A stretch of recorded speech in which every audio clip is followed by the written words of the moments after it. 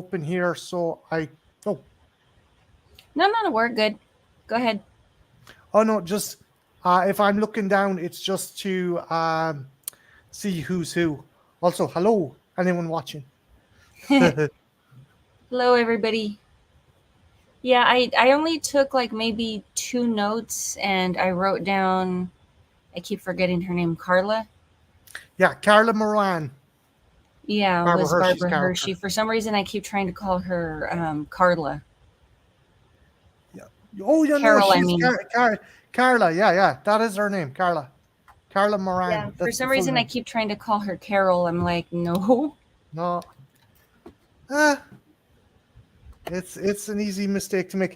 You think you have it bad? I keep on cracking up. Ron Silver's character is named Snyder Man. I'm like, God damn it, Snyder Man. So, so yeah. That's funny. This Yeah. I seen this one ages ago, Uh and huh. I forgot how good it is. It Um, is. I I don't know what it is.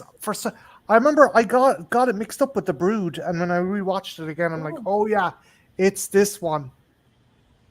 the Bird's a good one too. I love Cronenberg. There, I think there's parallels to this and The Brood, particularly in kind of repressed sexuality and Mm, manifestation of sexual okay. repression in Hmm. a negative context. But yeah, sure, we'll get into that. Yeah. Usually Cronenberg does have like a sexual theme in all of his films, though. I mean, I think that's kind of like Oh yeah, his that's his signature. trademark. Yeah, Oops. But yeah, I enjoyed the movie. Unfortunately, my because my internet isn't that great, I'm using my phone as a hotspot right now, okay. and the movie, it kept freezing on me. I was streaming it, so it took longer than the 2 hours to finish watching this thing. You have I to think wait I for it to started. buffer. I think I started watching it around 10 or 11, and I'm like, okay, cool, I'll be done just in time. I'm like, no. It's no, it again. I was even without the buffering and stuff, Cara. It is a long watch. Hmm. It's an engaging watch.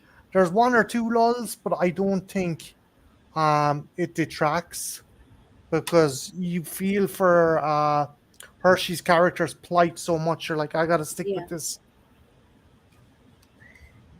Yeah. I mean, for me at least, it felt like the movie dragged after a while, and then when she meets up with the paranormal guys and they go into that test environment, I'm like, okay, now it's getting good.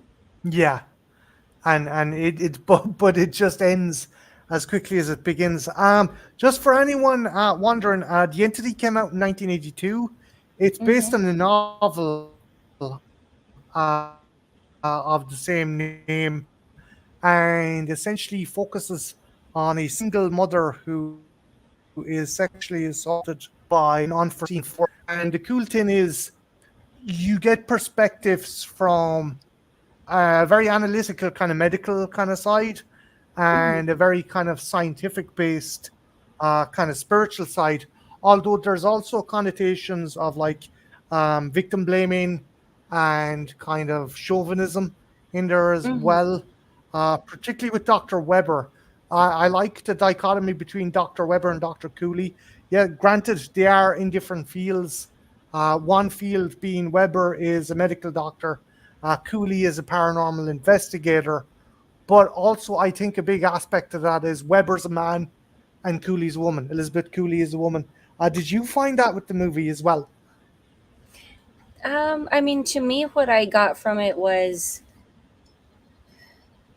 the doctors didn't realize it, but they were gaslighting her. Like, no, there's a medical Oh yeah, reason for yeah, this.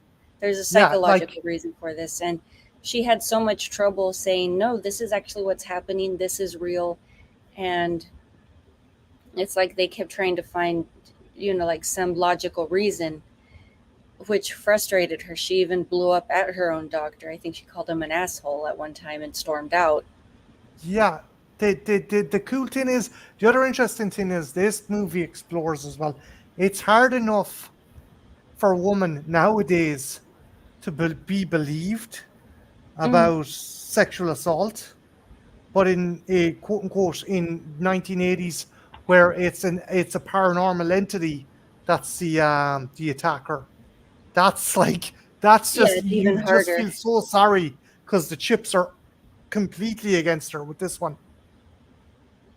Yeah. Um, I mean, I found the female doctor a lot more sympathetic because, I mean, she was already in the paranormal field to begin Mhm. with, but I feel like she also sympathized as a woman. Like, she had that science and supernatural background, but she could also sympathize because maybe the whole aspect of, you're going through this horrible thing, you poor girl, but, and I'm speculating here, but maybe she thought to herself, how would I feel if I were in her situation? Like, she didn't give Yeah, Barbara Hershey trouble about believing her. that's what I got as well.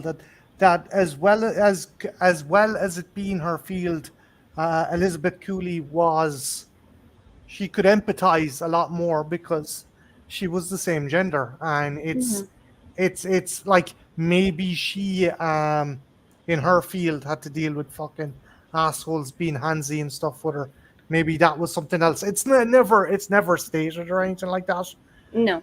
But that's what you could gauge as well. One other interesting thing was I was pleasantly surprised by Ron Silver as Dr. Snyderman. Sorry, I'll probably do that throughout the stream. Fucking Snyderman. Snyderman. Snyderman is essentially he. You could have easily done it as this fucking dickhead. Like he does kind of brush aside and try to rationalize what's happening in Carla. But he's not a. I don't think he's a dick about it. He genuinely is concerned, but as a result, as you said, he's gaslighting her. Him and Hmm. Weber are gaslighting her, and they're saying, "Oh well, you have this fucking propensity for masturbation. You've had sexual trauma. You've lost your husband. It's just he looks for everything, and again, it's not out of malice. It's maybe some form of subconscious chauvinism. That's what I got. I don't know. Maybe I'm wrong. I mean, I would agree to some degree, but I think in the '80s, same as modern day, women have the same trouble of proving, this thing happened, I was attacked, versus, what were you wearing? You provoked someone, and it's like no. But I It's like the. Oops, did I accidentally? Yeah, that's what I meant to do. I couldn't get a good screenshot just to show the poster. But I was just basically trying to. Oh, did I get rid of it? yeah, you did. Darn. It Did took you me want me forever to to look up the figure that out. poster? Are you okay? If it's easier, yeah. I mean, I also wanted to bring up like all the posters have a similar theme, so they're very sexualized, and Yeah, this isn't an erotic that's film. something I had an issue with. Um, it's there. They give a sensuality to it, which I think is very kind of. I think it's not what one should be going for. I don't know. Maybe I'm wrong. Mm-hmm. Like I think the marketing was trying to kind of make off that this was um like here I have a poster here Oh, okay, I was looking it's for a actually different one. feckin' tiny. Yeah, I um mean that's why I was trying to present because I wanted to show different examples of the posters. Like there's even one where she's laying down with her back arched, and I'm like, this isn't a romance novel. yeah, no, it yeah, so you're on the same page as me that they kind of pushed. Exploited. Yeah, they're trying to make off that there's a sensuality here where there fucking is none. I No, mean, no, there's she's oh, yeah. I mean, one, sorry, Car. she's basically being misused by this Oh entity yeah, or this unseen thing. yeah, Which, yeah, I mean, it's a concept I'm semi familiar with. I haven't looked into it too much, but yes, I mean, due to certain person's experiences, and she's already had like a lot of mental stuff happen to her. It makes sense that someone's, if you believe in chakras or ours, it's very possible that her vibration lowered and it attracted this thing which found her. Yeah, And it's then, like yeah. it like yeah, this thing, it's either one or two things, I think. Um, it's something that preys upon people who've been through a kind of a traumatic event, because one, they're susceptible prey, they're easy kind of prey, or Hmm. two, is it I kind of took it from a segment of the medical side and a segment of the supernatural side, that this is a manifestation of her creation. Not some repressed sexual kind of bullshit, that this is her trauma that has literally become a monster and is now preying on her and feeding on her. Hmm. Like, if it was something else, it would have attacked well, it does attack other people, but it's primarily going after her.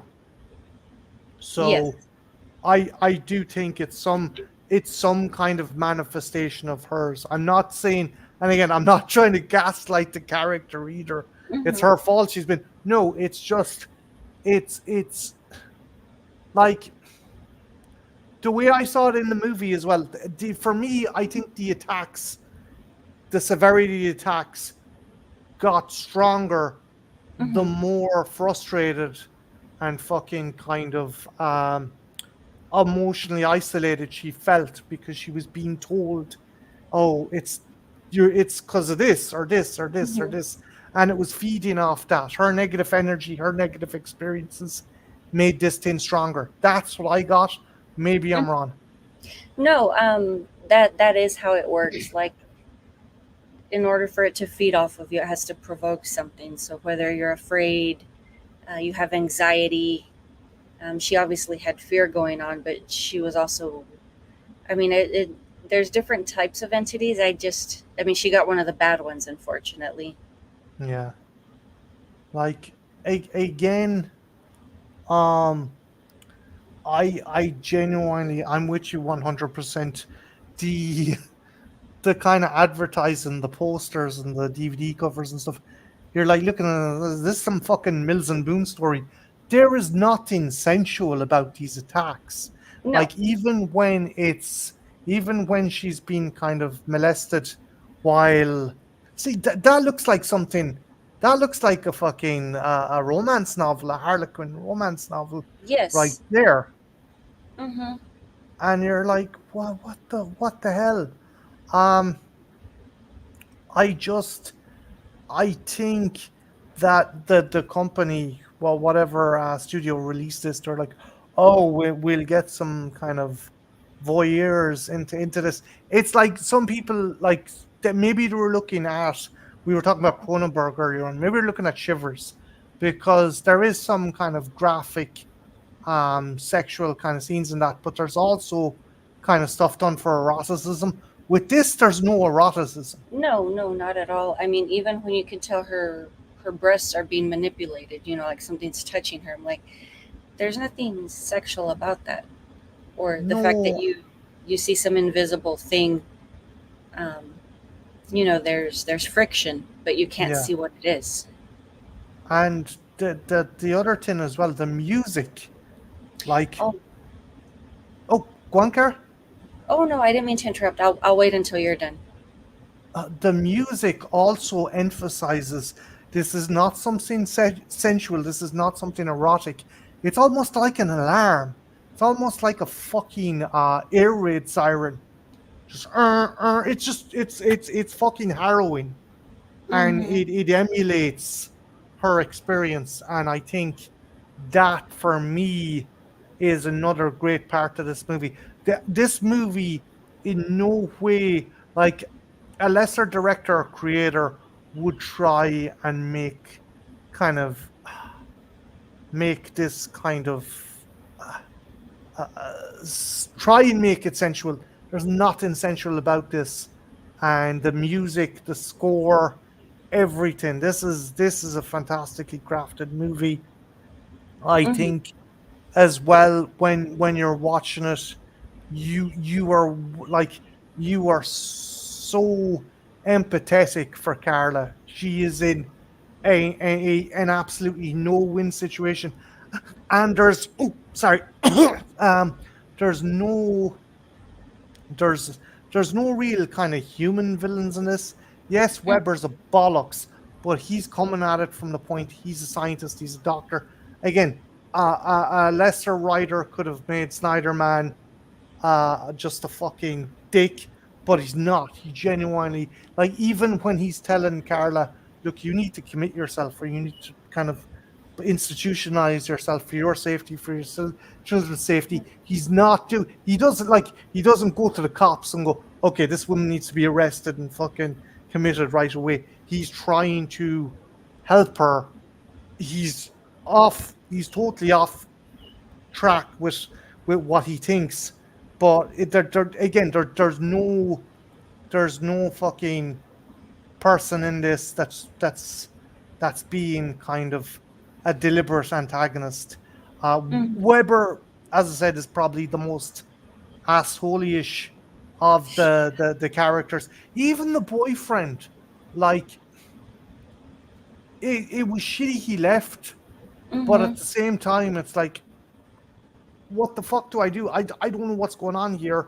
And this is like, did you feel that boyfriend was a bit of a dick for leaving? It definitely felt that way, kind of like she's been abandoned, but you also have to remember from somebody who hasn't, who's experiencing this from the outside view for the first time, it is scary and it's very WTF. And she had avoided telling him about this thing the entire time, and they were talking about starting a life together. So essentially, not that I'm trying to sound like the bad guy here, but it feels like he was misled, he had been lied to, and then Yeah. he sees this horrible thing and he's like, "What's this? You didn't tell me this was going on in your life. I only saw you upset." Oops, I lost Marty. I was trying to do something else and I lost Marty.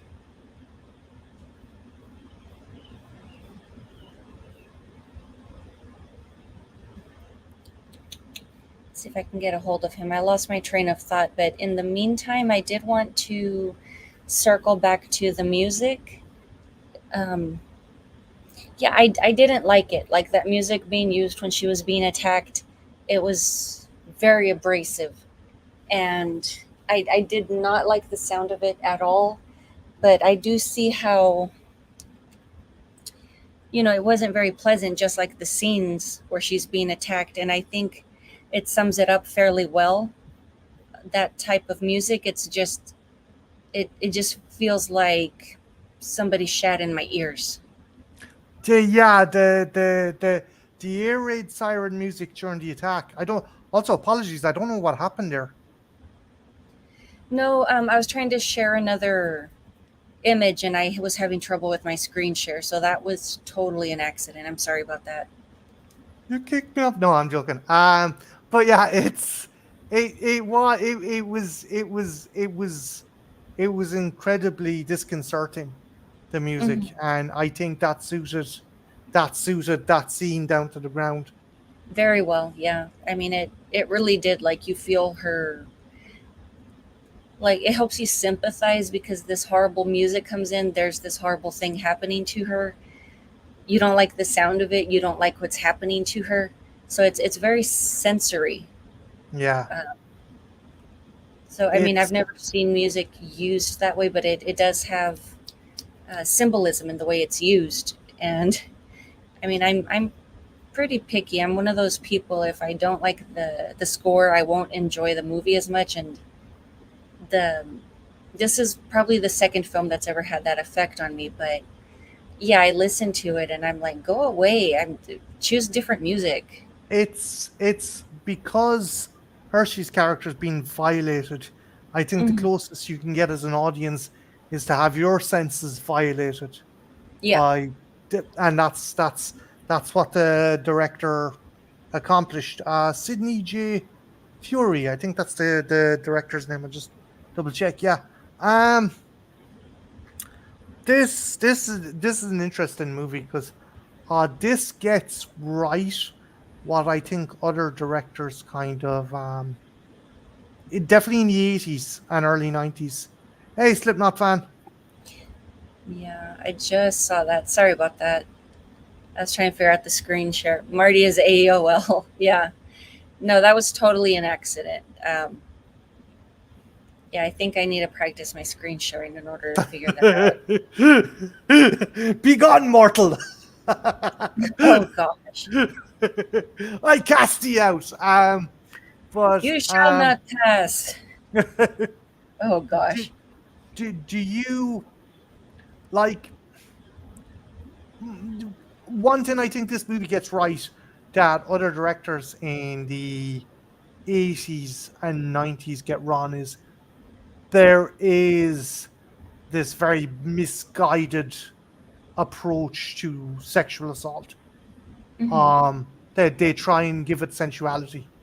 Um, the biggest, I think, the biggest kind of culprit of this, and I love his work, fantastic director, is Paul Verhoeven, particularly in two movies, in Basic Instinct, the Oh scene between Michael Douglas and Janine Triplehorn. Um, that's it's an assault that is supposed to quote unquote evolve into a sensual sex scene, which yeah. uh no, and then you have a Hollow Man. Now, in fairness, I think he got a bit better with Hollow Man. Hmm. There is an incredibly graphic assault scene in Hollow Man with Ron Mitra's character, but Hmm. both Elizabeth Shue and Kim Dickens have a scene where Kevin Bacon's character, who's invisible, um, basically has his way with them while they're asleep, and that's done. It's as if they're enjoying it, and you're like, Well, I mean, even if you're asleep, the body still responds to palpation. I mean, it's not necessarily you can blame that person on it. Like Straw Dogs, for example, yeah. he's taking her against her will, but he's making love to her. He's It's not RPE. Oh, yeah. I Not in the violent sense. Let me take that back. I no, mean, we no, still know no. what's happening. I get that, but do you think that's a kind of problematic thing as well? That this movie, this movie shows how it should be done, whereas you've got Verhoeven doing Basic Instinct, and you've got him with those seats in Hollow Man. Do you think this kind of it isn't? I, see, I hasten to use the word sleazy, but have you ever watched the scene involving SA and you felt maybe the director's getting his rocks off, or he's trying to get like people watching this. He wants people who are watching it to get their rocks off. Have you ever watched that and gone, this is totally missing the mark? Yeah, I mean, there's also, I forget what it's called, but there's a, I mean, I've gotten that before. Like, I can't think of an example, but it's kind of like this scene is very, I need to step away for a moment type thing.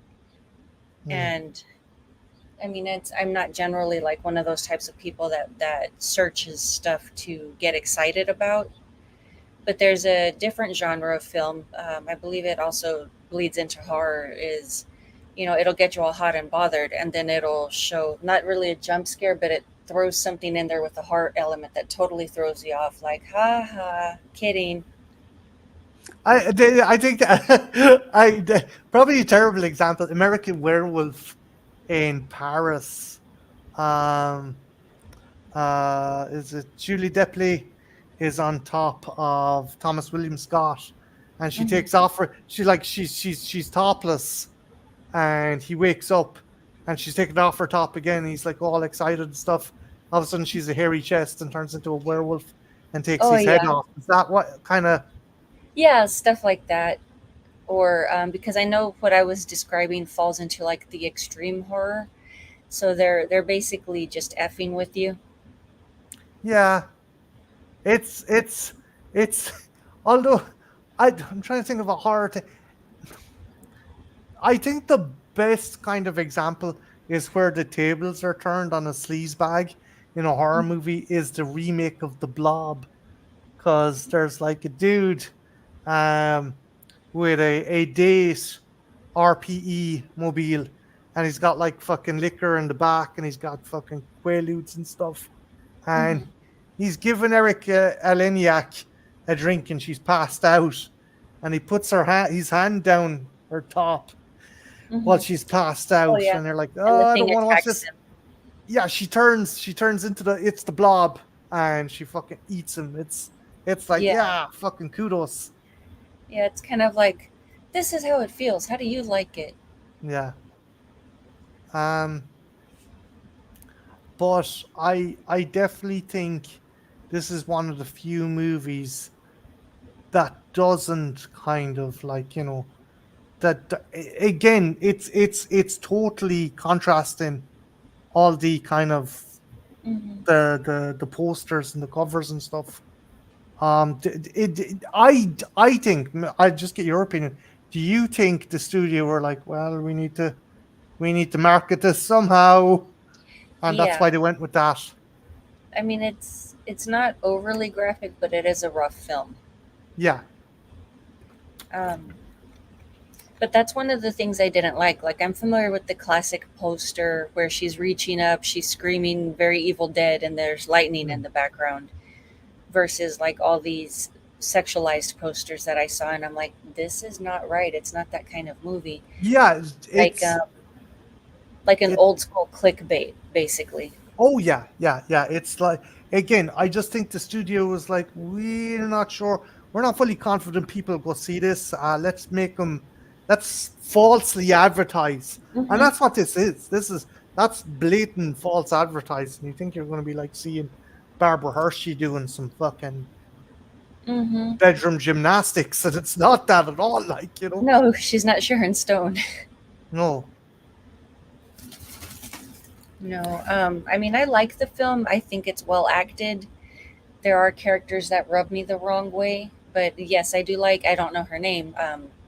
I do like how the female doctor was a lot more sympathetic, and I don't know if it's just the fact that she's like, how would I feel in this situation? I know I've already went over that, but I think women are more, not everyone, but in my experience, people I've met, they're more intuitive to things like that, like sensitive yeah, to it.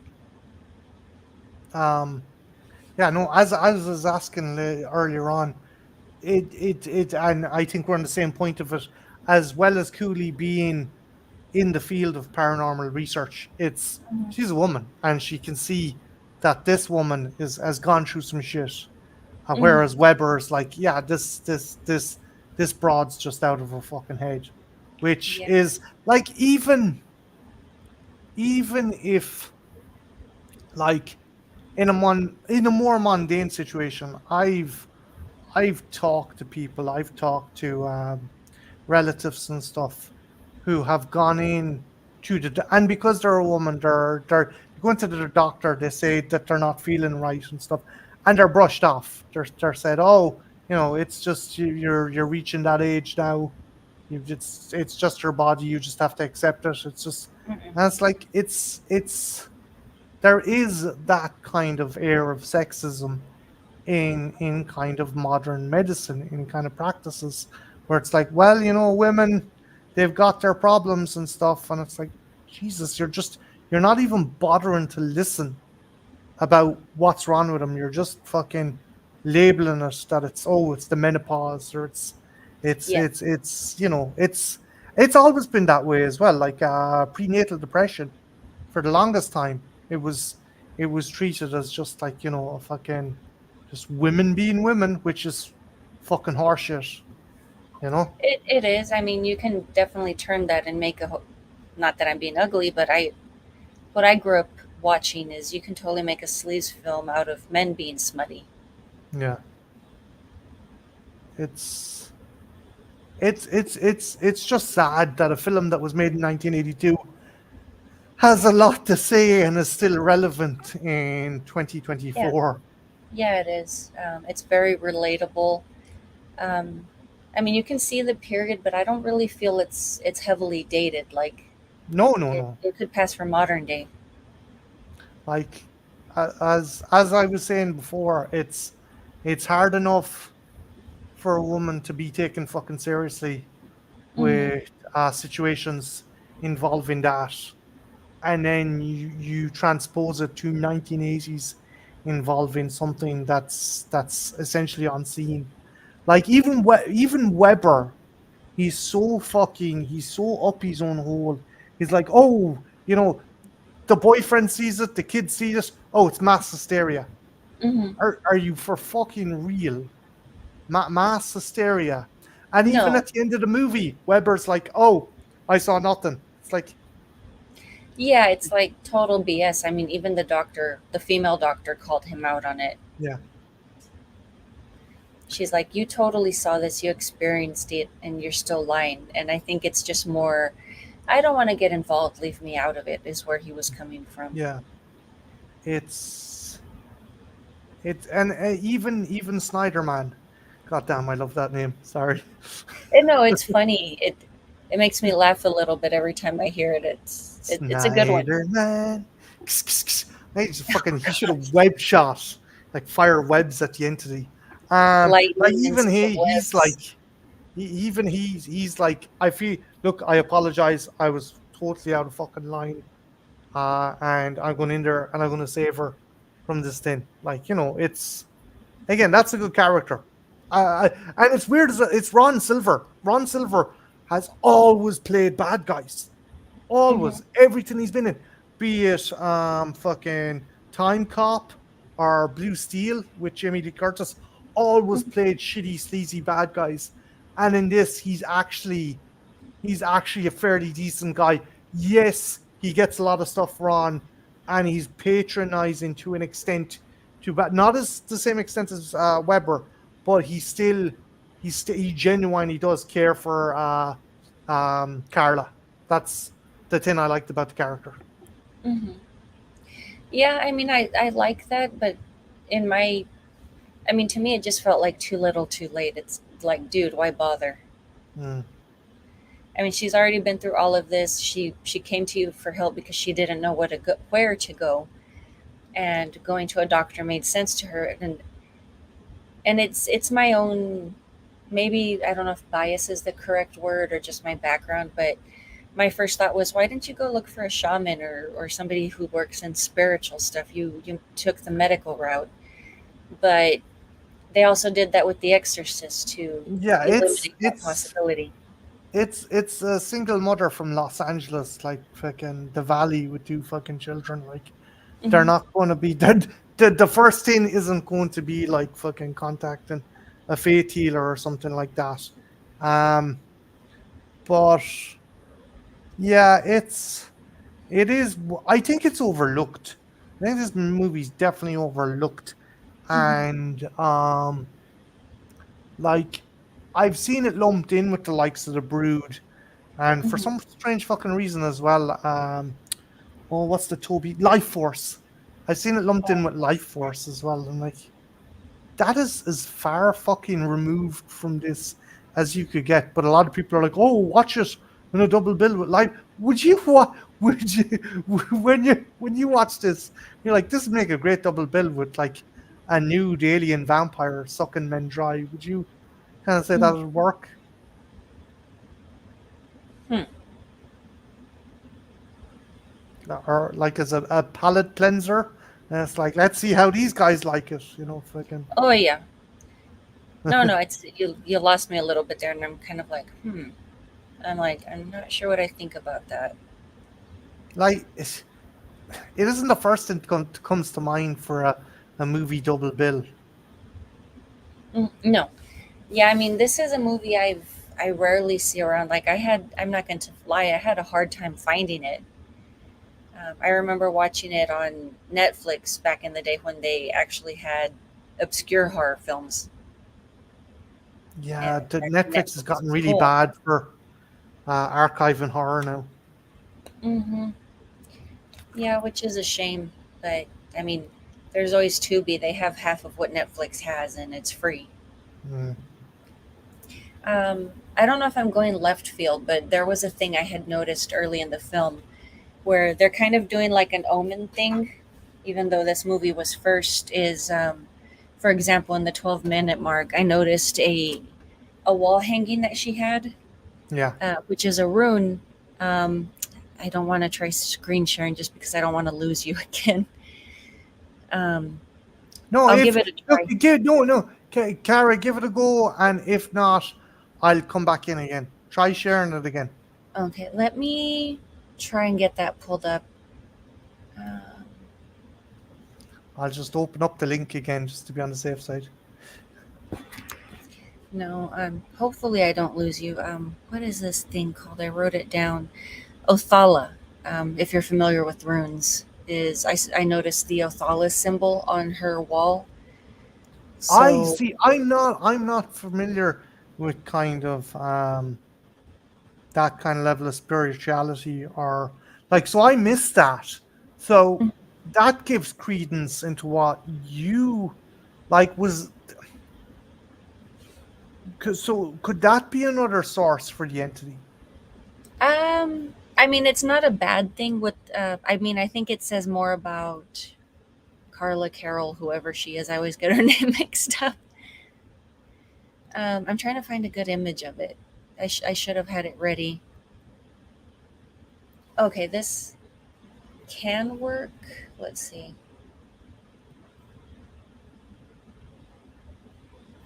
I'm just squishing my screen to try and get it to fit. But yeah, basically what this thing is I think it's really good because it's a good example of Barbara Hershey. I'm just going to go with that. Hmm. But basically, like a basic definition is like heirlooms, heritage. Back to your ties back to your homeland. But it's more like it is a protective symbol, but it also shows rootedness. So, I mean, she's established, she has a home, she has children. So the family aspect of this makes sense to me because it's rootedness and family. I skipped that. So that first one comes in at the 12-minute mark when she's running out the door after she's been attacked in that first attack scene. Yeah. So, I mean, to me that made sense. And then I'm Is still it trying to is get a it hold of it. is it is it something that you have to look for to see it, or is it kind of is it put into the frame so it can be Yeah. okay? Yeah, that symbol's on her wall. Like it's this, and then the one that I stopped looking for it after a while because I started watching the movie. But where was it? In the 24 mark when she goes to her friend's house for help, we see it again, and it's on the door. It's like she has that diamond shape on her glass Mhm. door.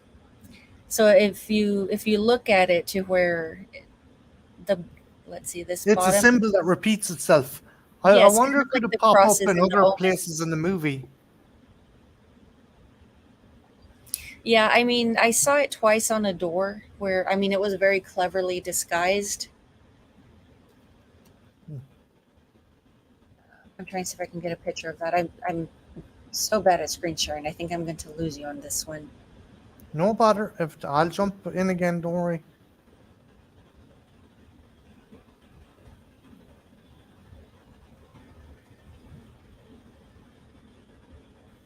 Okay, this. Did I get it? Am I still Yeah, sharing? Okay, yeah. so the friend has this sort of design on her wall.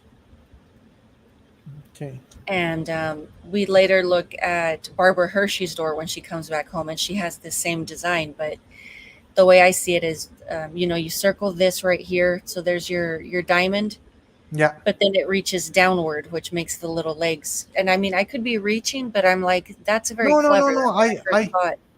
I get you. I get you. As it's so Fury, the director, obviously put it in there deliberately as some kind of reference. I'd love to see his back catalog because I'd say he has maybe some kind of, dare I say, affinity for the genre, maybe.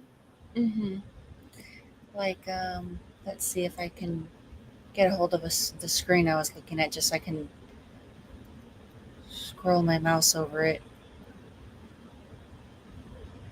Oh, am I still screen sharing, or did I do something weird? You're, excuse me, you're still screen sharing. Okay, so I'm trying to get to my the actual page so I can get to my pointer.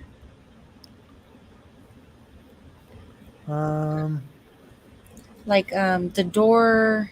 Let me do it this way. The door at the far right, yeah, the at the with the top. panes, that one's a Yeah, lot more obvious. yeah. But that's basically what I was trying to point at.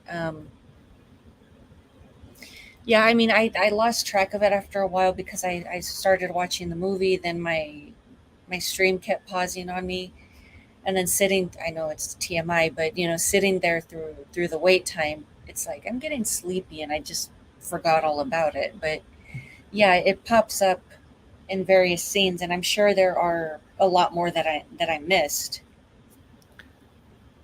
But do you think this is more of a subconscious theme that's running through the movie rather than a catalyst for the attacks, though?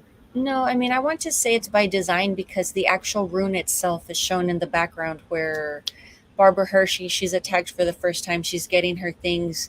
This is her bedroom, and she has that symbol on her wall. And I mean, like, it's one of those things like just look at her wall when she runs into her bedroom, Yeah. and she literally just passes right in front of it. And it's very clear what it is.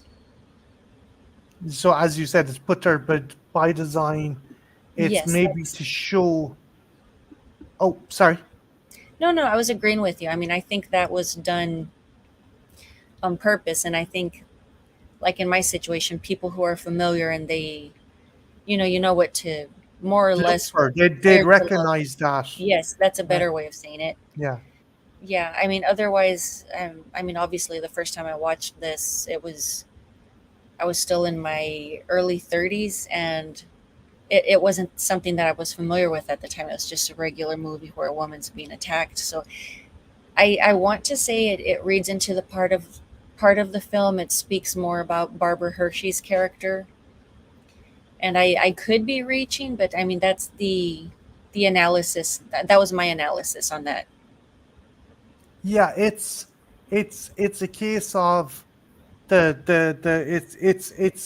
it's it's this force that's trampling that other force, that other symbol you shown of Mhm. a home, of a heritage, of children, of a place that you should feel safe. Yes. That's that symbol that represents, right? And then Yeah. I you've mean, this force it's that comes sorry. in that just Uh-huh. tramples. Sorry, Cara, that just tramples over it. Hmm. No, no, I didn't mean to interrupt you. No, no, no, no, no, no, no. I mean, what I was going to say, like something that's more familiar to everybody, like that rune being on the wall. It's the equivalent of her walking past a crucifix, Yeah, which is why I compared it to that TV movie, the Omen, because you see the cross everywhere, and it's subtle, or they snuck it in, or you actually see the actual cross. my favorite scene is when they're leaving the graveyard Yes. and the path, the white path in the graveyard as the camera pans up, it goes in the shape of an inverted crucifix, which I thought Hmm. for Yeah. a movie I wasn't too impressed with. Myself and Jen both pointed out the good and bad about this movie, but that was a standout for me. Where the path Yes, is. I know the scene you're talking about. I love that. Yeah, I was there for the stream. I had a lot of fun watching that. It was great. I mean, there was even that running joke about snake boobs, which came up randomly. Yeah, Jen, Jesus Christ, I love her. Um, Oh, and then Cat Dad sent me some designs that he created. I don't know if he shared them with you, but Jesus it Christ. it was like a bra, and then a snake was sitting in it. Yeah, no, Jen freaks out. She hates snakes. She's terrified of snakes. Oh, Um, that's a shame. I mean, it's part of like my, because I consider myself eclectic in my belief systems, so I incorporate snakes. oh, no, So no, I there's a I lot. don't think, I don't think she'd have an issue with jewelry or anything like that, but just Hmm. the sight of a snake. Um, yeah, no, snakes play a big part in spirituality. Hmm. Like the Ouroboros, for example, Oh and yeah. they also played a big part in Irish pagan religion. When people say the old kind of fable of Saint Patrick chasing the snakes out of Ireland, It's that's a metaphor. yeah, it's a metaphor. We trust me, no snakes, no lizards, no cold-blooded animals would survive unless frogs, but nothing like a snake or something like that would survive in Ireland because we were so cold. It's just a metaphor for him banishing or eradicating pagan beliefs in Ireland. Yeah. I mean, I missed this one earlier from Slipknot, the double paned window comment. I was all caught up in how do I screen share this? I'm looking for an image. But no. Yeah, I mean, there's two interpretations even if you go back to the Bible. I mean, I was raised Catholic, so that's I Mhm. reference that a lot as well. But the snake at the, in Genesis where he entices Eve to eat the apple, people see that as, because some people view the snake as a symbol of knowledge, like somebody who actually Yeah. helps you transcend. So it makes sense that he offers her an apple that gives her knowledge.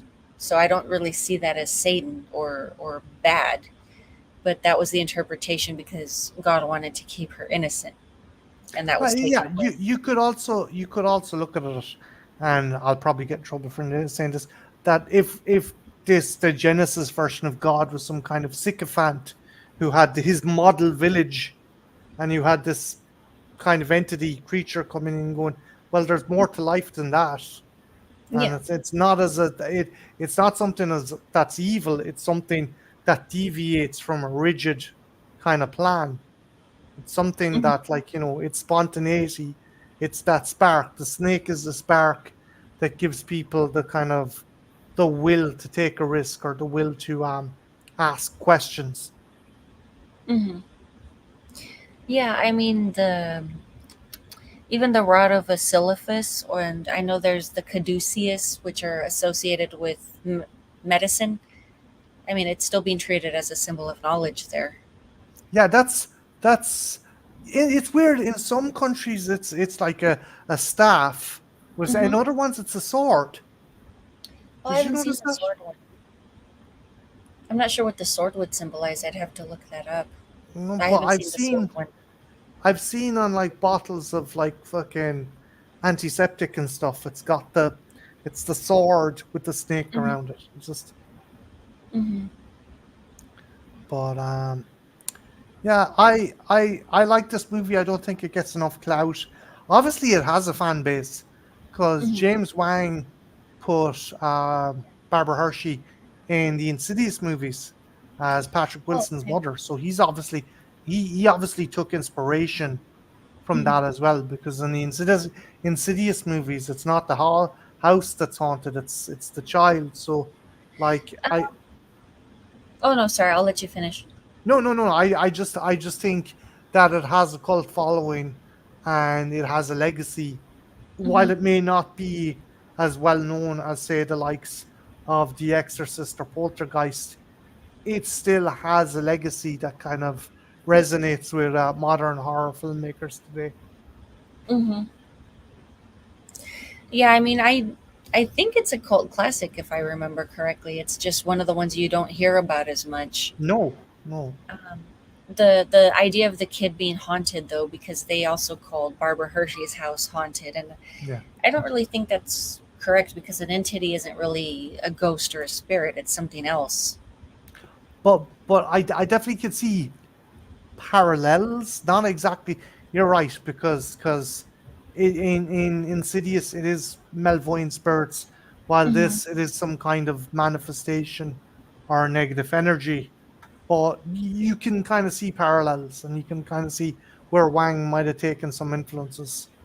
Hmm. Not much, mind you, but I do think he was obviously a fan to put Hershey in him, Yeah. because Barbara Hershey wouldn't have been like a director's first choice for a movie, but the fact he went out and picked her for that role, it's like, oh yeah, she's from the entity. That's Hmm. what I took from it. No, yeah, I mean, it would definitely be a callback. I can see that.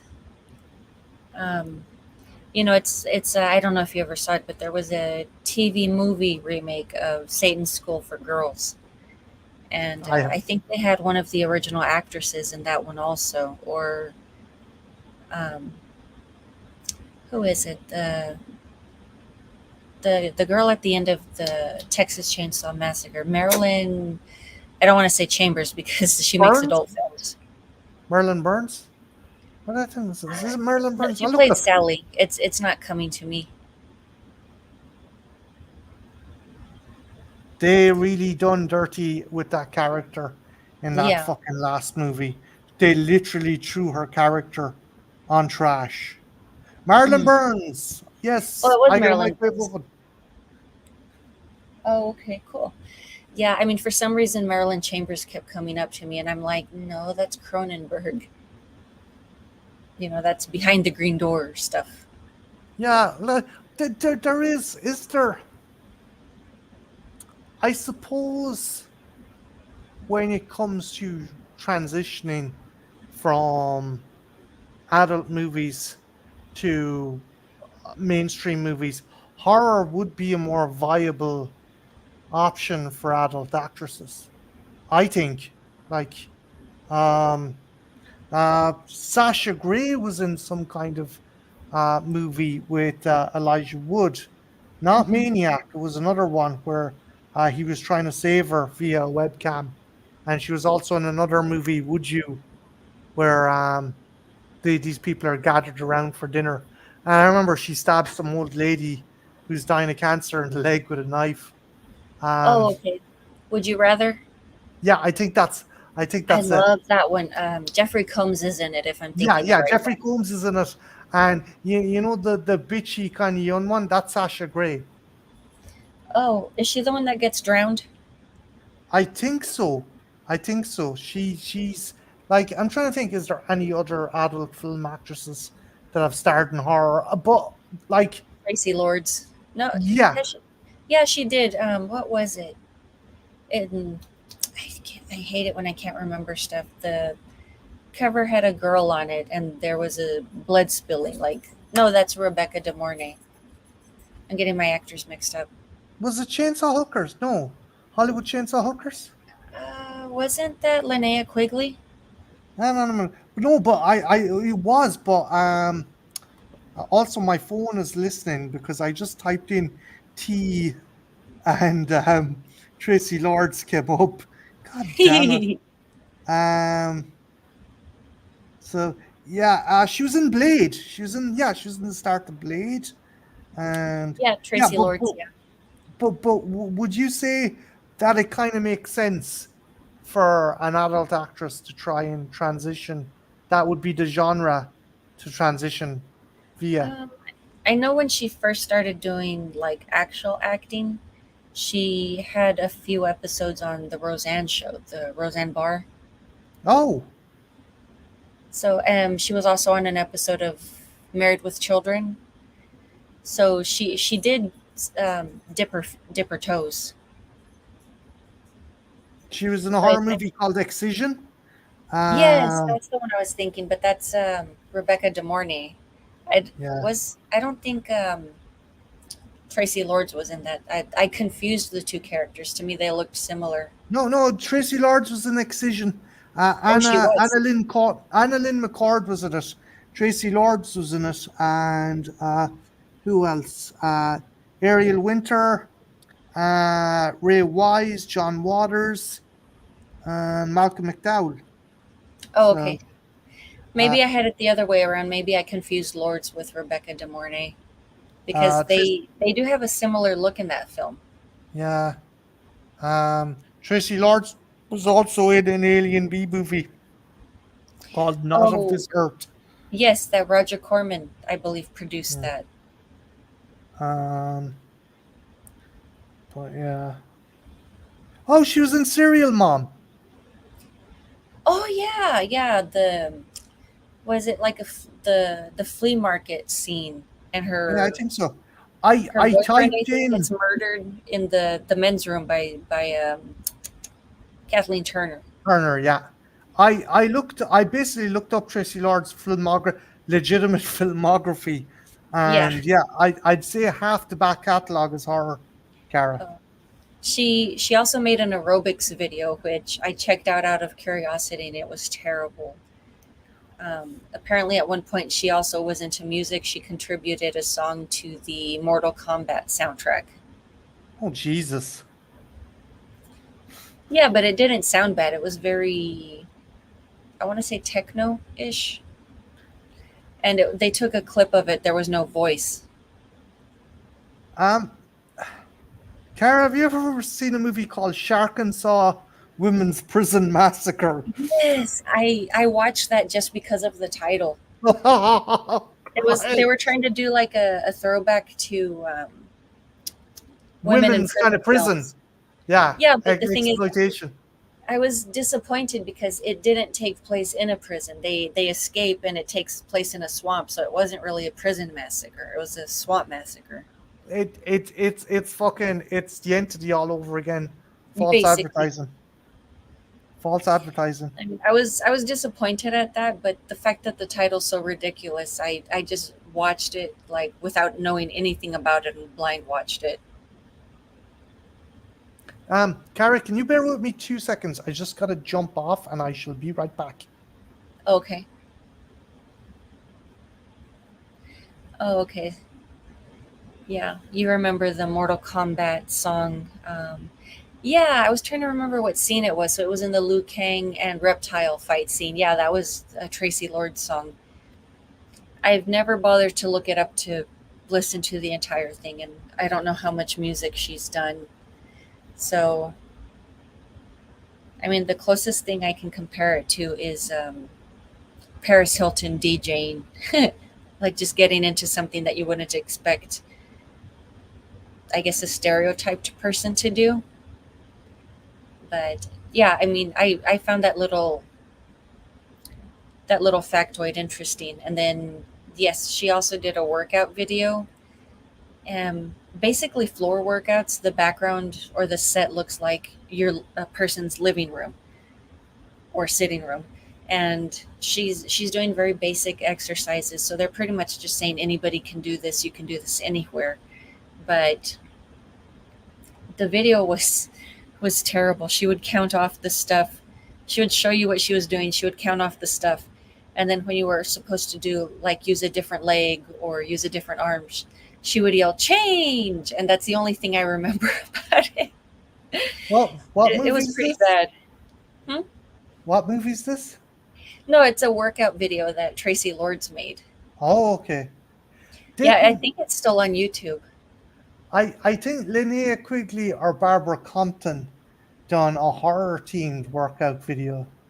Like Yeah, I they're think I think Linnea Quigley did the original one, the Workout Massacre, and then I want to say Shutter produced one, which was like a throwback, and I forgot her name, but yes, I believe the other woman was in it. yeah, Crampton. Barbara Compton. There's there's a scene where this like she's UFO Bigfoot. Hey, how you doing? Like I think Quigley's like running from zombies, and then Hmm. she's like tricking the zombies by making them fall into the pool while doing fucking aerobics. It's just god damn it, you never see shit like that nowadays. No, Um, I love the '80s. They would take that extra step. Like, yeah, it was a Roger Corman film. I love Roger Corman. It was a Gremlins ripoff called Munchies, yeah, the munchies were and brilliant. the title I love it. It's the I forget which movie the cover mirrors. I think it was Lady in Red, but on the spine of the DVD it reads family. and you look at the cover and you see this woman's leg with two legs, obviously, with the flowing red dress, and the munchie's right under her looking up, Looking up, and he's yeah. got a cigarette and a beer in his hand. And it's like, okay, that's a kid's film. And then, of course, the munchies actually did get the munchies later because they used some herb. There the was also an implied sex scene where the two lead actors were in the same bed and they were covered up. But I'm like, that's a kids' movie from the 80s, is how it was marketed. the Hey, UFO Bigfoot's here. Hey, how have you been? Yeah, we chat on Instagram pretty yeah, often. no, it's a cool name, by the way. Mm-hmm. Yeah, he's very into Sasquatch. Nice. Um, I'm trying to think. There's another kids movie, Mm-hmm. but it was released by Disney in Buena Vista. It's Oh, called Baby: The Legend of the Last Dinosaur. yes. Yeah. I, I hate it. I'm having one of those days. The lady from Blade Runner, Sean Yeah, Young, I think. Sean Young is in the movie, and there's full frontal nudity, and Yeah, it's a she pulls kids her movie. shirt off and she climbs on top of the guy. Yeah, and And the little dinosaur's in the way, and they're like, get out of here. she also takes a shower in a waterfall. Oh, okay. And there's also a really inappropriate bit where um I think William Cass, is that the Mm-hmm. actor? He's getting dropped off by this pilot, and he's explaining how he's frustrated with his ex-wife and stuff. And the pilot, again, kids movie, if that was my wife, I'd slap the bitch. And it's like, what the fuck? That is too funny. Yeah, I think there was, at least in the early days, I think one or two Disney films that did. No, I'm thinking of a football film that Ed O'Neill was in, and it was all boys, and there was a tom girl on the team, and it's also a kids film, and they. I'm laughing, but it's very sexist. They made the comment, when she's hot to trot, she's still got a squat. Jesus Christ. Um, yeah, I think it's okay for our generation now, but that shit wouldn't fly today. No, I Um, mean, everyone's overly sensitive to stuff, and I hate this whole woke movement. Like how I was telling you, I forget which last stream you did, but I had mentioned ladybugs, and I'm like, a woke person would have been like, I just can't watch this. yeah, no, I think common sense. Don't get me wrong. I think it is fantastic that there is people embracing more enlightened kind of views on I people who hope are so. different genders and fucking races and stuff. But Hmm. you need to realize that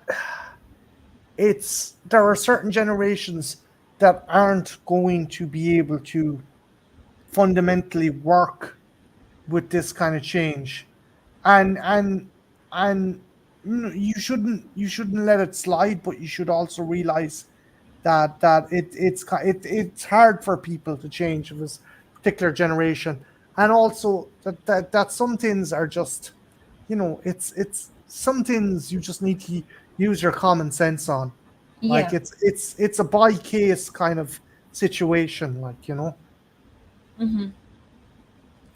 Yeah, I mean, and it comes in waves. I was talking to somebody about it recently. Like, you have the whole woke thing, and I mean, people are definitely a lot more gender positive or non-gender positive, which is cool. Um, and then what's the other thing? You had the justice warriors, and then before that, it was the feminazis. And I'm like, it's Yeah, it's just always something new. like it's brilliant that there is a more kind of stronger. Yes, so they don't woke your movies. That is very true. Yeah, sure, fucking oh Christ, help me out here, Kara. Who's in Splash? Daryl Hannah. Daryl Hannah, and you see So her boobs in it. yes, but not on Disney Plus. You can't see her boobs or ass on Disney Plus because they It ruined lengthened the her movie. hair. you ruined the movie. Like, not that it's an important part of the film, but she's a mermaid. She's going to look a certain way. She's going to do Yeah. certain things. But they lengthen the hair. Hmm. Um, it's I mean, that's kids are actually going to learn anyway. I mean, the music videos and all of that are very overly sexualized. I mean, you have 12-year-olds dressing older. It's you could pass yeah. for like maybe 17 or 18. And I'm like, what? I'm like, what do you call it? That's a trap baby. It is that jailbait, as they call it. Yeah. Mm-hmm. Um, I think we need to kind of fucking ride the line where because there is generations now that are like, oh, fucking sex is bad, full stop. It's not. Sex, Mm. there's this seems to be this demonization of Yeah. And sex, it, and oh, sorry, no, no, I was just going to agree with you. And that also ties back to Barbara Hershey and how she was being gaslighted about yeah, her situation. Oh, I it's have like not seen The Lure. Do you guys know a mermaid movie named The Lure? I haven't seen it yet. I no, wonder if it's any good. I've been interested in it. I've had it on my watch list. I think Criterion Collection also added it to their catalog, so that has to say something about it. yeah, if Criterion have it added, then it's obviously got some merit. Hmm. Um, but I think sex in media, so long as it's not exploitative or like it's common sense. It wasn't perfect, the our generation, but there was a thing that like if a kid went into a video store, they wouldn't be able to access like a triple X movie. Hmm. No, I mean, like when I was growing up, um, like 89 or so, I'm totally dating myself. There in my hometown, because it's basically Baptist and Catholic run, like those are the two main religions, and small towns are tend to be like that. There was no adult section. Um, but in Austin, when I was living there, they had a store called I Love Video. It's a video shop, and it's two floors of videos, and they had an adult section. It wasn't like Did they squared have the off back anybody. room with the Yeah, fucking the it was the beaded fucking traditional back curtain? room, and it read adult movies on top, and but nobody was monitoring, so just anybody could walk in there. They're just telling you you're going to see risque stuff in there. Yeah, but at the same time, no one would let a kid fucking rent it. Well, I'd like to think Well, that. of course not, but I mean, I'm sure any 9-year-old, 10-year-old would be like boobs, and I'm like, Yeah, well, no, yeah. look, I again, I'm probably showing my age, but I think there was the thing of like you go to school and there's the one lad who's got his older brother's fucking Maximum Mag or fucking Hustler, whatever the fuck, and it's like, that was your first kind of exposure. I think the problem was our generation as well was just like they didn't really. I think I'm trying.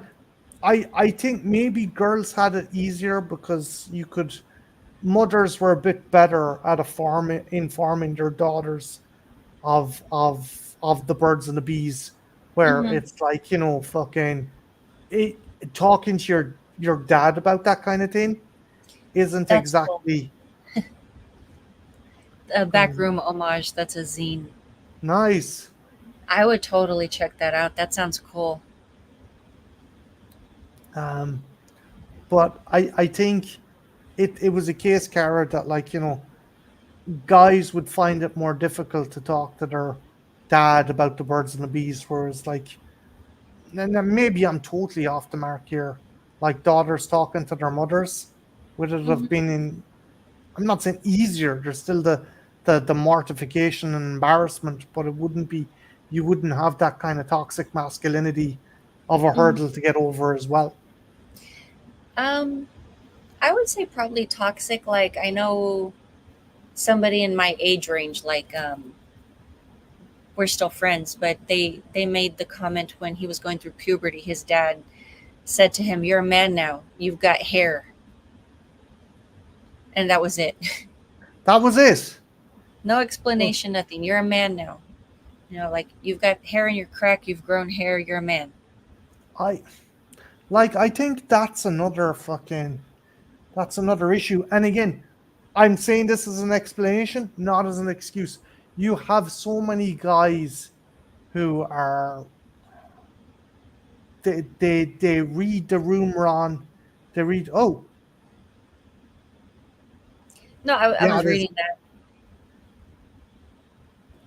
Yeah. Hey guys, we'll listen to this later. The film is intriguing and a great performance. Yes, it is a great performance by Barbara Hershey. I don't doubt her at all. I believe that she is being terrorized and going through all that trauma. But like Cara, as I was saying, again, an explanation, not an excuse.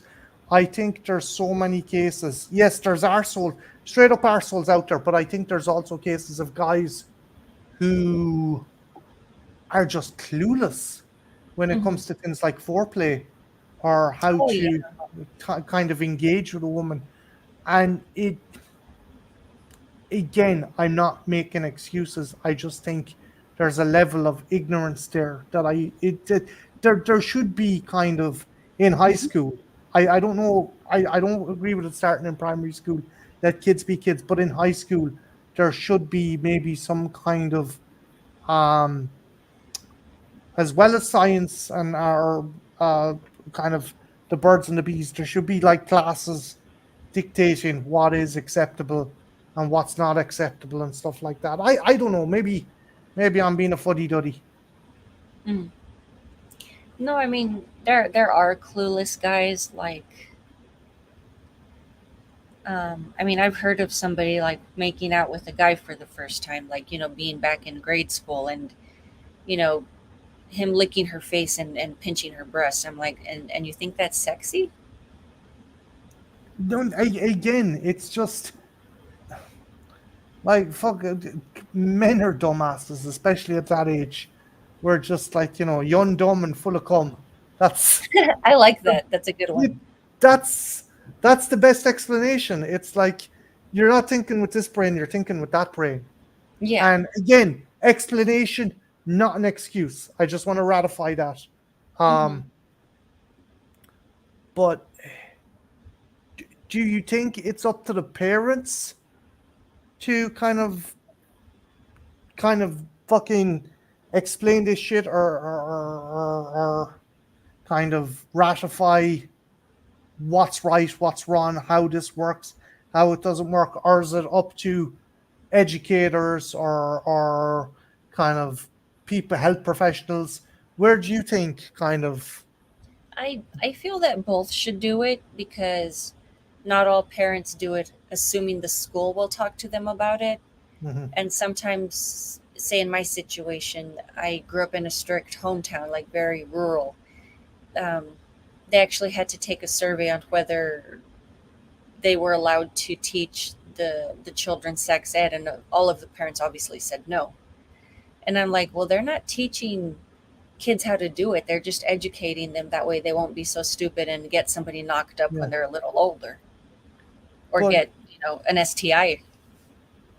yeah, it's see, as I think it needs to be more than just the birds and the bees. It needs to be how to read and on how to read and respect someone's boundaries Yeah. and how to know. Like again, it is at the end of the day, it is very simple. It's like if a woman says no, that's fucking it. You back off. But there is there is things like there is engagement and foreplay where women want to be pursued Hmm. and such forth. And like it's a mood killer if the dude's kind of like, oh, is this okay? Is this okay? Is this okay? But Yeah, but that I comes do, from the woke yeah. period. It's like fucking you you yeah, you've got people now fucking setting up fucking non-disclosure agreements before they sleep with each other and Oh shit. It's like god. I mean, I can see that like in a like in a dungeon type situation, but yeah, not normal everyday stuff. it's Yeah, he has tons. He even has recordings of Bigfoot sounds. He's got a great collection. Definitely a definitely the person to ask about Sasquatch films or Bigfoot films. I don't know if you guys would consider the Abominable Snowman in that category. Yeah, he is. What's that fucked up one from the 80s where it's like it The fucking Bog has Creek, sex with the like in the girl? Bog Creek or something. Yeah, that one was weird. Oh, Demon Warp. I want to Also, say that's familiar. Cara, I've got a loaded question, and I want to phrase it as fucking sophisticatedly as I can, or kind of Well, I don't is. get offended easily, so I mean, Oh if no, that's I what know, you're but talking about. I don't want to cause trouble, or I don't want anyone thinking I'm a fucking creep either. But is there okay? So okay, prime example: Bram Stoker's Dracula, Hmm. where Lucy is taken The werewolf scene.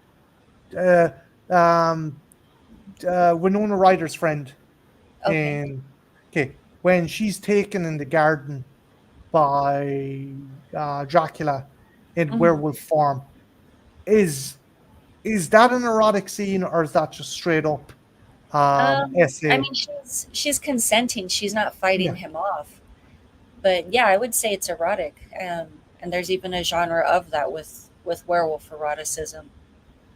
yeah, yeah. You had a watch along of what the fuck was it? Um, Meridian, Lara Flynn Boyle uh, was in it, right? Lara Flynn. Yeah. What the hell was it called? I think it was Meridian. It was a full Meridian. moon Yeah. picture. Yeah. So do you think if the movie is a fantasy, it gets a pass? If it's a fantasy creature or if it's a fantasy situation, that I, maybe it should get a pass then. I mean, I think it just really depends on the way it's written. Like, Mhm. even though it's known, especially that first encounter, that it's RPE because she gets slapped and thrown. And I'm Yeah, like, she never had an opportunity to say, yeah, I'm okay with, you know, intercourse with you. She was basically taken by force, but she didn't fight him. She went with it. yeah. Is like there is probably a subgenre of like novels and stuff where I don't see again it's you don't want to pass judgment on anyone who's into that so long as it is just it stays in the realm of fantasy. I think anyway. Boggy Creep, I've heard of it. Has it a sequel too?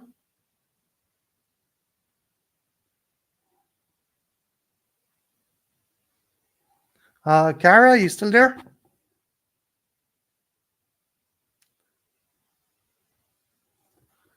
I think Cara's audio is cut out.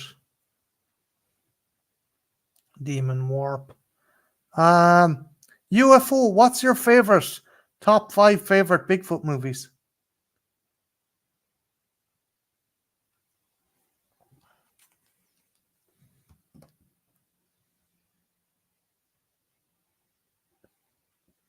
Hopefully, she'll come back. Um, Mine has to be Harry and the Hendersons. Kevin Peter Hall was brilliant in that suit, and was it? I think it was Rick Baker. Was it Rick Baker that done Harry? I think so. That or Rob Bottin. I have a feeling it was Rick Baker though. Maybe I'm wrong.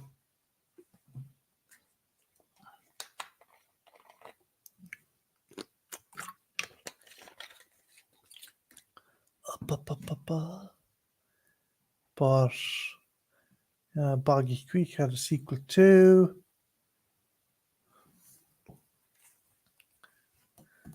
Hopefully, Carol will come back because I'm terrible at hosting stuff on my own. Um, have you guys seen the entity?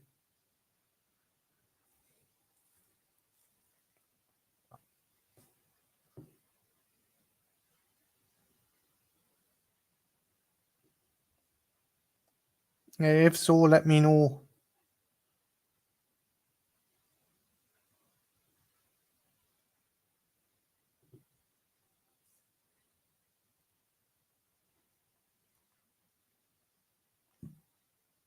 Cause it's a good movie. Um, it's not as kind of salacious as any of the Cronenberg movies, but it's certainly up there. And yeah, there's a lot of parallels with the movie The Brood, which is a cool movie. Trying to think, what other movies are there? Yeah, I'm trying to think. Is there any kind of thing I just have a double feature? It's not really a double feature movie per se, but yeah, yeah, I did. Super nice dudes. Andy and Nigel were fun. They were on Britney's, I think, 8-year anniversary stream. I was just chatting to them. They couldn't get over how much I swore. Um, I kind of cut loose on that stream because I was literally in the door, and I was just like, fuck it.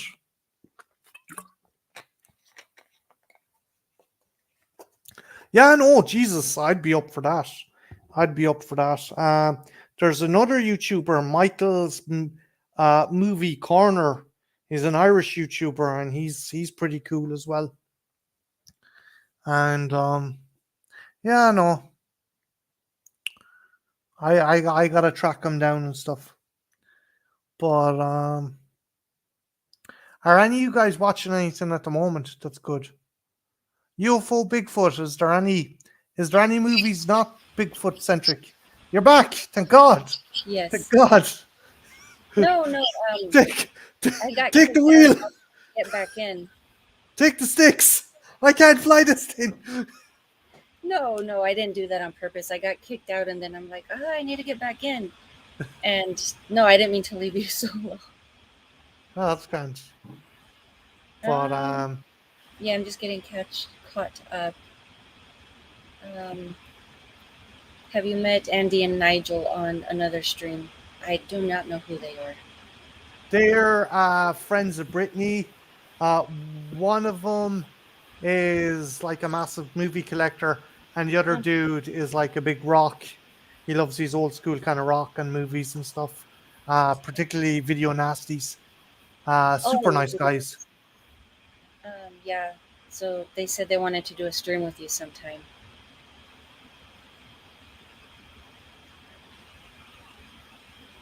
But Let them know you said you were up for it.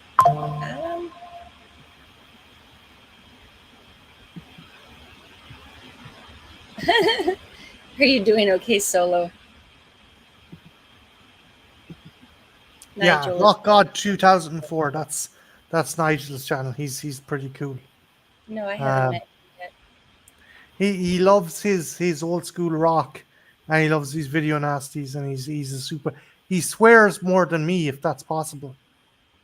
I s- Oh, I- I don't know. I mean, you're pretty sailory.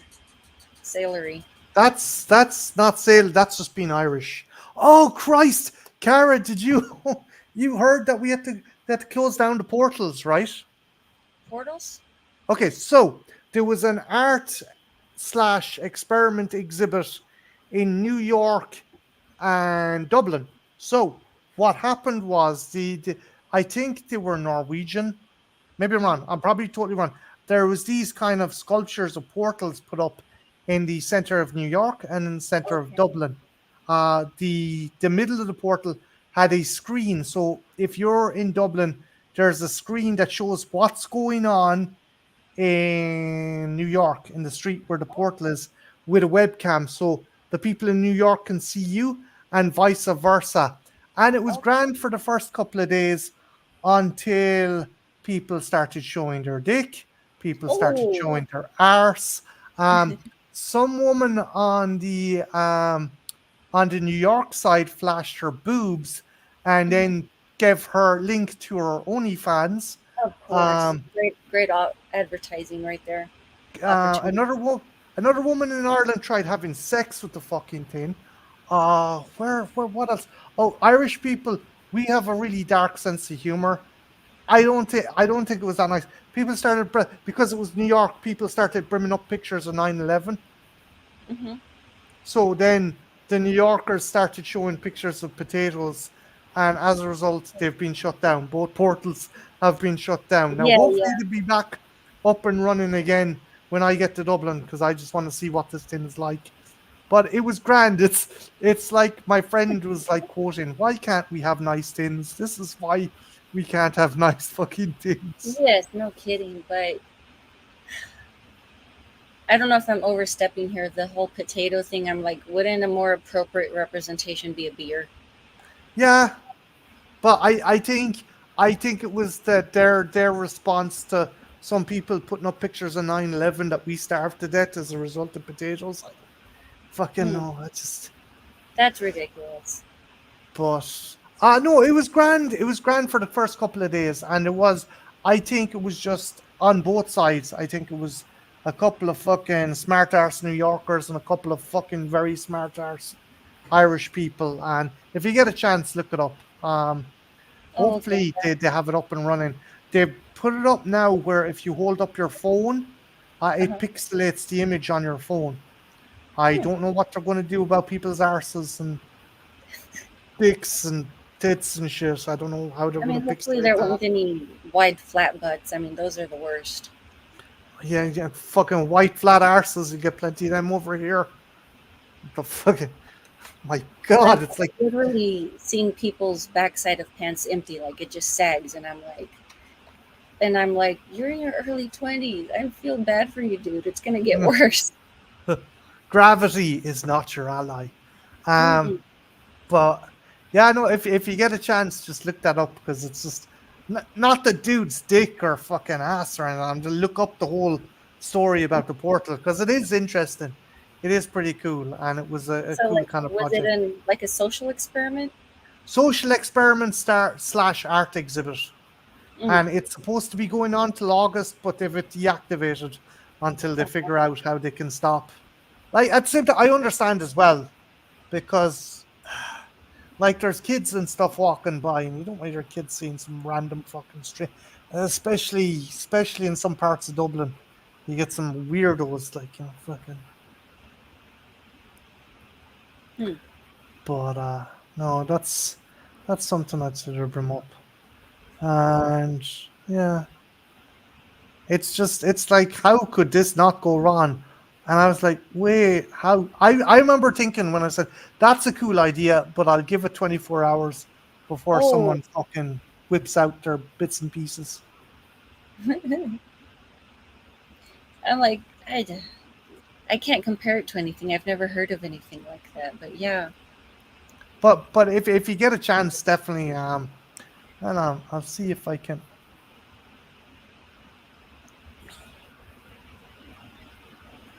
uh,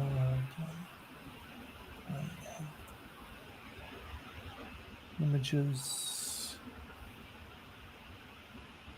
So hang on,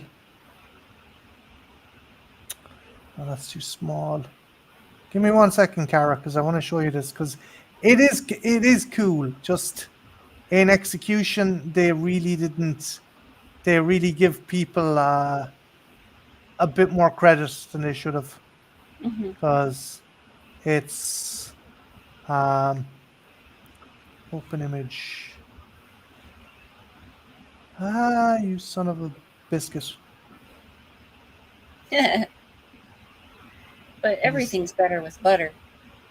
it is. It is. Uh,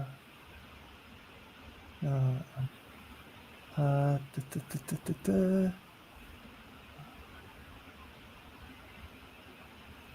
I'll try and show you this because I think you might find it interesting. So, open an image in new tab. Okay. I'm gonna just share this with you just so you see what it's like. Okay. Sharing. Oh, let's see. I have to add it. So There yeah, it goes. that's essentially what it is. Hmm. So there's a webcam there at the top, and I'd say this is New York because they're the most Irish looking fuckers I've ever seen right there. So that's the street in Dublin. Yeah, it is. I can see the spire in the background, and this is New Okay. York. But Hmm. again, it's a cool idea. It's just I remember thinking, yeah, it's going to be 24 hours, and people are going to just be just acting the bollocks around the thing. No surprise. This is why we can't have nice things. Nope. Um, any other movies or anything you're planning on reviewing or discussing? Yeah, I was going to do one with Lady Sasha. Oh, next weekend I'm doing Blade Runner with Cat Dad. Nice, cool. Yeah, and we haven't set a date, but Lady Sasha and I, we decided to each pick a film, and we're, kind of like the Shark and Saw Massacre. We're basically picking films like I only watched it because of the title. So the one I chose was Strip Club Massacre. Um, also Jen was going to see The Strangers today, but she would have said she'd love to have participated in this. But I Okay. do know at some stage she does want to know, do you want to discuss some RPE revenge movie with you on live stream? Yeah. I'm familiar with the genre. Like, does she Like want to do the classics like I Spit on Your Grave or Day yeah, of the Living? It's also known as. she loves she's an affinity for I Spit in Your Grave, and she knows the whole backstory behind it as well, and the writer and Oh, stuff. I'd have to research that. There's also Last House on the Left. I mean, I think that one's a great one. I I I don't know. I was saying to her that if herself and Lady Sasha done a stream discussing Miss 45, that'd be a I good was stream. thinking that right now. Yeah, I think that one's also a R&R. Yeah. So And I then I'm not sure if Promising Young Woman is one also. it is and it isn't. It's a bit weird. The ending gets a bit weird because it has a bittersweet end, a very bittersweet ending. hmm Um, there was one from the early 2000s. I wish I could remember what it was called, but it was a group of girls. Like one gets taken advantage of. So then what they decide is they form like this girl gang and they're going around, taking men against their will.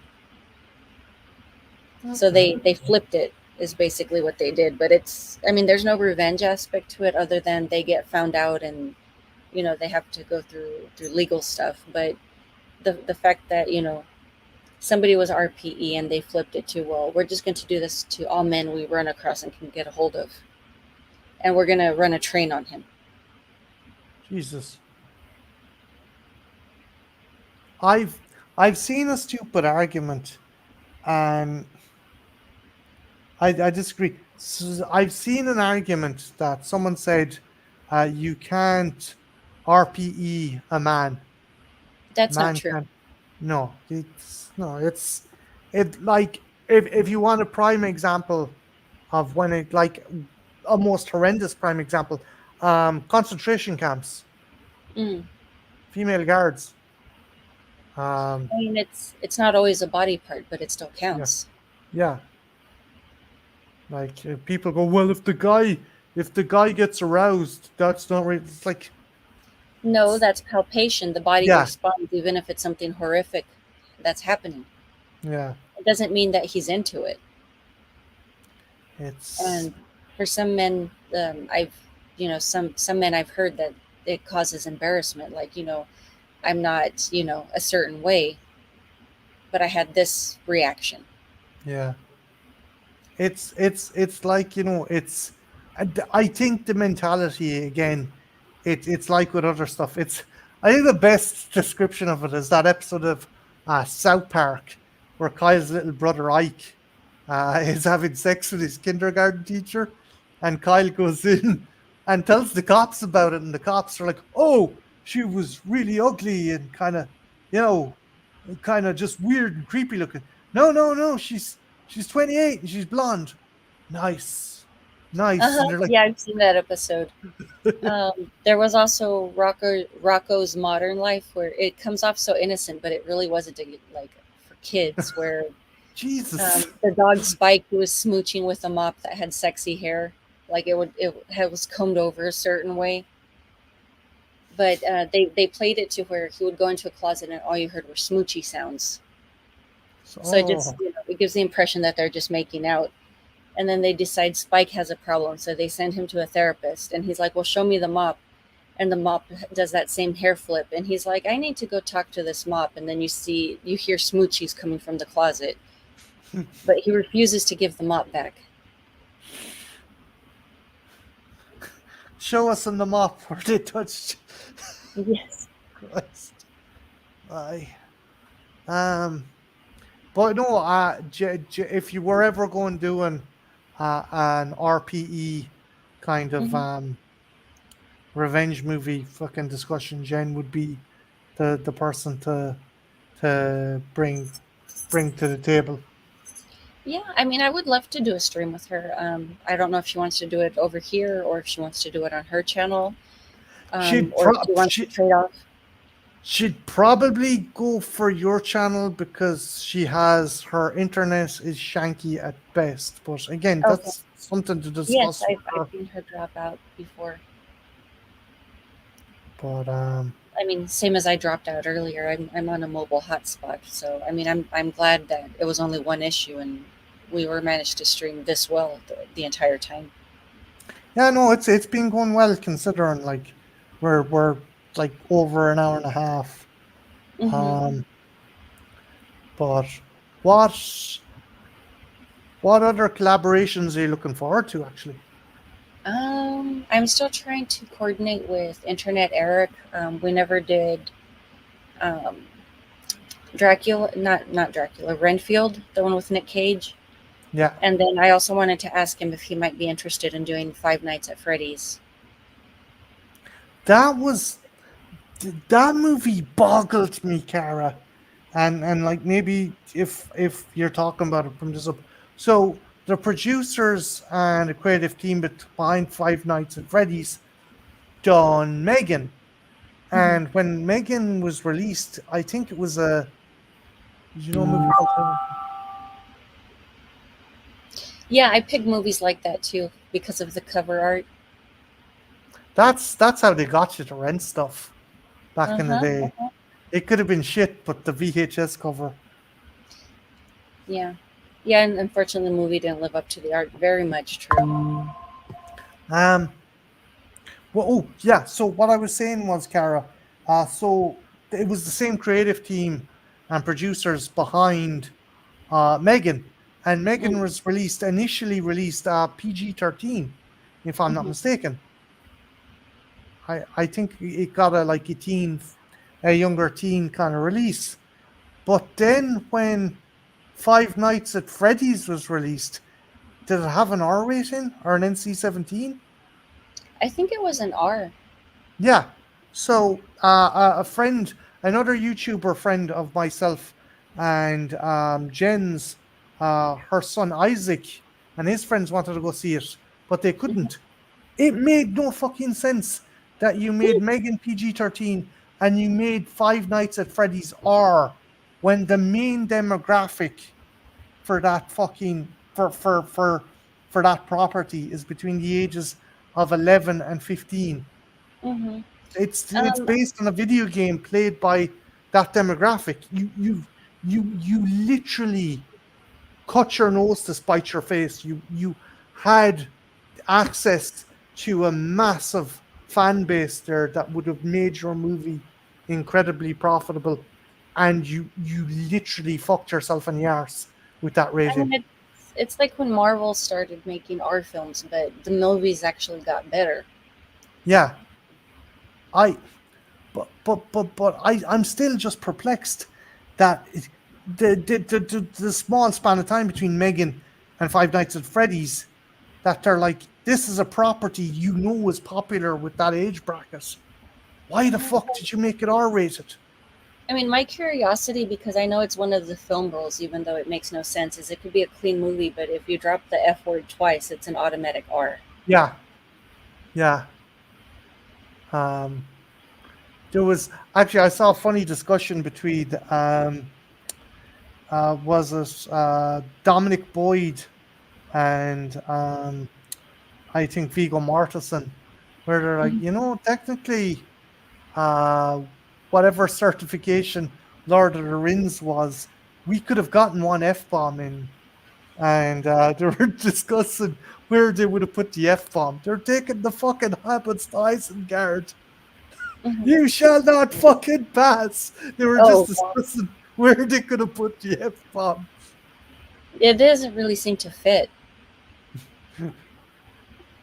But just the fact they had the option to put it in there. Hmm. But Yeah, I mean, I don't think it needed like coarse no, language. I know the Maybe lads were that's the way just it is. the lads were just taking the piss, but they were like theorizing where it might have worked or where it would have been funny to put it. Yeah, I mean, especially with the language, but I'm over. I think I'm thinking ornate English, where, gentlemen, I would seriously advise that you remove yourself from the premises and fornicate thyself.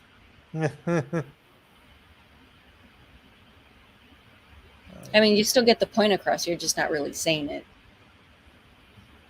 you've you've fornicated yourself enough as it is. Please leave my establishment. Yeah, I seriously advise you exit. Will you and your wife desist doing the beast with two backs and leave my establishment? Oh Please. God. But yeah, no, no, I look forward to that. I still think it was stupid that they didn't even even if they had made a cut that was released on DVD that kids could watch, do a Mhm, reverse. Instead of an extended cut, have a softer cut that you could mhm. watch. I don't know. I mean, it was kind of like the idea of munchies. They got away with a lot, and it was still PG. Hmm. And like only in Um, the 80s. sure, fucking, for the going back to VHS covers, right? Um, the cover for Ghoulies had one of the Ghoulies coming out of the toilet, Yeah, and I think it was Charles Band or something says, "Oh, that's really yeah. cool. Well, where does that happen in the movie? It doesn't No, happen in the movie. Go back, film a fucking scene where the Ghoulies come out of the toilet. They yeah. had filmed that scene because of the cover. Hmm. Oh, I didn't know that. But Yeah, I'm like, when I saw it, I'm like, cool. I didn't know they went back for that reason. they like I think Charles Band or whoever saw the cover and he's like, "Oh, this is cool," but I don't remember happening in the movie. Oh, it didn't. We just put it on the cover because it looked cool. Put it in the fucking movie. I don't care what you have to do. Yeah. You don't see too many toilet scenes in movies, though. Like, even, I mean, I know Alfred Hitchcock broke the seal when he filmed, what was Toilet her name? flushing. Lee, Janet Lee, Yeah. tearing up and throwing paper down the toilet in Psycho. So It he it was the first one to do it, but the reason it was part of the movie rules about not to do it is because it was considered rude. yeah, it's amazing what we take for granted now. Like the fact the Flintstones was trailblazing, Cara, because it showed the first married couple in bed together. Hmm.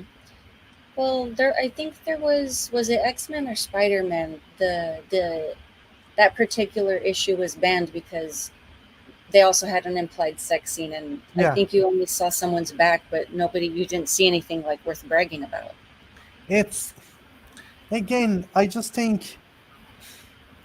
I think we're going backwards. I think it's like this Hmm. whole puritanical kind of fucking aspect. So sex is bad.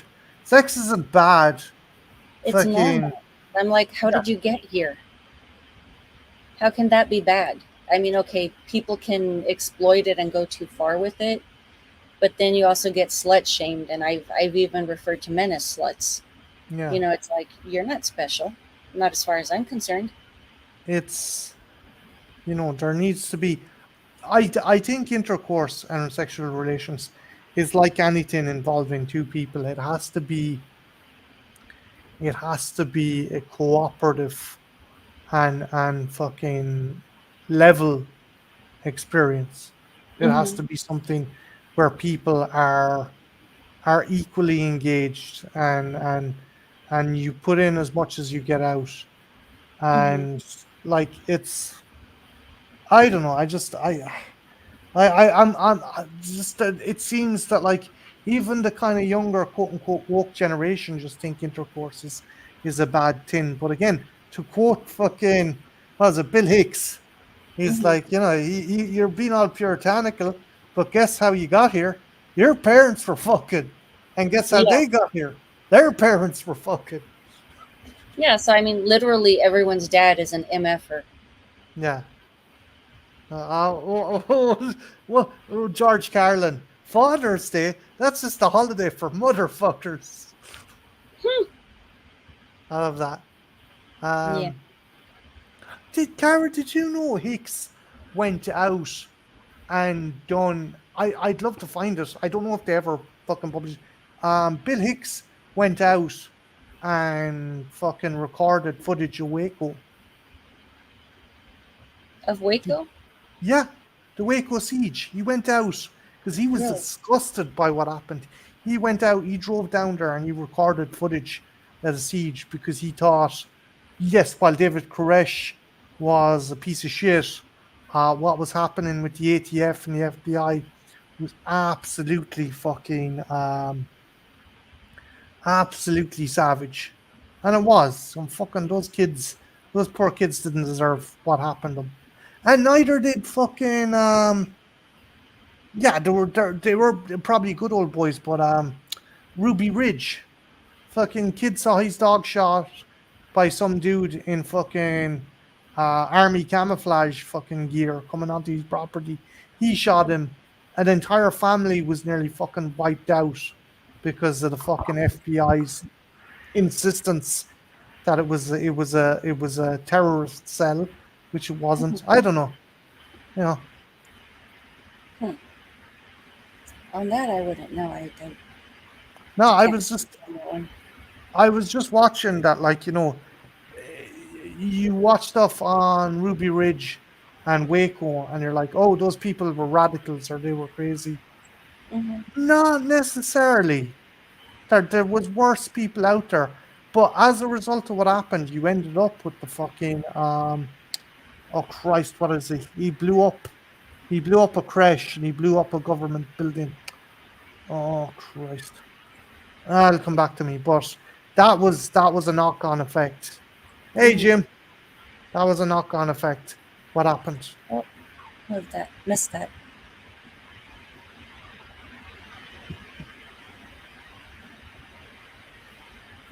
Sorry, I went on Oh a side tangent about domestic terrorism there. no, no. I was thinking. I think Kevin Smith made a commentary film about that too, called Red Oh, State. yeah, that's a great movie. It is a good one. Like they're based on they're Branch Davidians. I'm not sure. But yeah, they mentioned Yahweh, so it's definitely an older belief system. I come here next. If you're interested in doing Prey at some stage, hit me up because Yeah, yeah. I'm I still always need to watch that one. I want to do that one. But yeah, I need to get with Jen about that and see which R&R film she wants to do. I think you also mentioned she wants to do like a religious horror film with me, if I remember correctly. yeah. Yeah, no, I think if yourself, I don't know on whose channel, if yourself, Lady Sasha, and Jen got together and done an unexploitation stream, that'd Oh, that would fucking be kick cool. ass. I think it would be cool to wear the habit during the stream, but it would be too hot to wear it that long. What? Sure, I don't know I how those I people know do it. Jen's going to dress up, so I mean, it would be cool, like if we both did. Yeah. But I it guess I seems, could do basic face instead of the cake paint. yeah, you could see about roping Lady Sasha into it as well because I think she drew Yeah, she she's done the just nun before. She's done a cosplay. yeah That would be just a so cool if all tree. three of us did it. Just the most terrifying convent on the planet. I think that would be really cool. uh, Oh, I saw Entity theatrically with. oh Jesus, Oh you poor wow! When I was bastard! 16. Awkward moments for sure. It's a great movie though, with an incredible. Yes, Yeah, Barbara Hershey is awesome. she kicked arse. Um, Christ. That's along the lines of me watching House of a Thousand Corpses with my mom and my brother. The fucking amount of people that went to see Titanic with their parents and like fucking Yeah, I didn't know before watching it that there was a nude scene. draw me like one of your French girls. Yes, Ah, I've done that. I've created a meme of that with my dog when he was a puppy because he was laying like that in his doggy bed.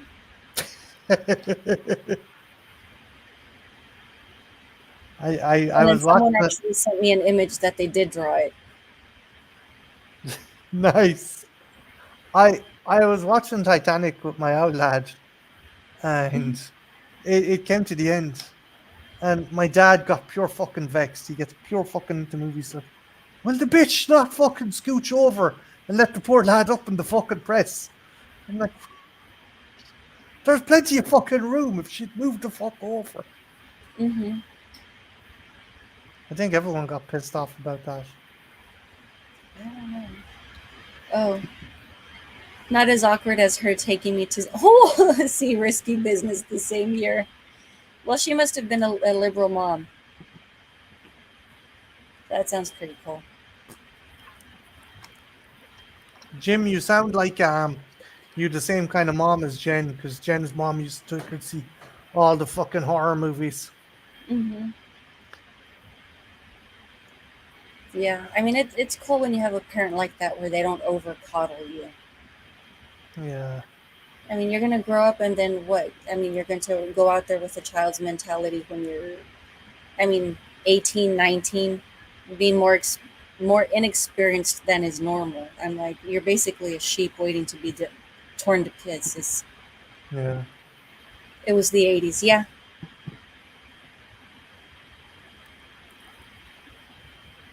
Um, Cara, I might dust off because it's coming up No, on no, 10 it's o'clock, and I promised I'd give Jen a ring, but it was awesome hanging out, shooting the shit. And yeah. I really like apologies, having you on.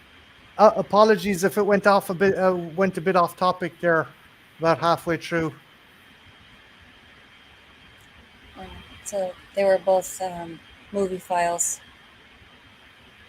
That's a good thing to pass on. cinephiles. I said that wrong. Both parents were cinephiles and passed it on. That's cool.